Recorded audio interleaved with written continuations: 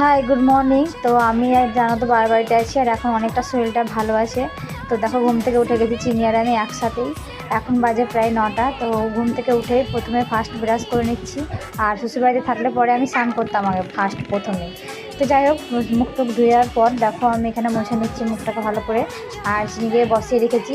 তো খাওয়ার একটা ওষুধ ছিল, ওটা খেয়ে নিলাম। আর চিনিকে এখানে বিস্কুট খাওয়াচ্ছিলাম, কারণ ও দুধ খায় ঘুম থেকে উঠেই, কিন্তু দুধ এখানে লেটে দেয় একটু, ওই জন্য ভাবলাম বিস্কুটটা খাওয়াই। আর আমি এখানে হরলিক্স খাচ্ছি, কারণ শরীরটা খারাপ, ওই জন্য এখন হরলিক্স খাচ্ছি। আর খাওয়ার আগে একটা ওষুধ ছিল, ওটাও খেয়ে নিলাম।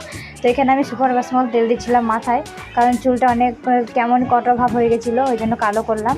আর দেখো, তারপরে দেখছি পার্সেল এসছে। তো পার্সেলগুলো হচ্ছে কি, পাঞ্জাবি দাদার, তারপরে আরও ছোটো বাচ্চাদের, মানে দিদির ছেলেদের জন্য মা অর্ডার করেছিল। তো পাঞ্জাবিগুলো কেমন এসছে বলো তো বন্ধুরা? আমাকে তো ভীষণ ভালো লাগে, সবই লাল সাদা আমরা অর্ডার করেছি। তো পাঞ্জাবিগুলো কেমন আছে অবশ্যই জানি। আর এটা ছোটো এসছে খুব, ওই জন্য এটা রিটার্ন করে দিব। তো যাই হোক, ভালো লেগেছে অনেক আমাদের। তোমাদের কেমন আছে জানি ওটা।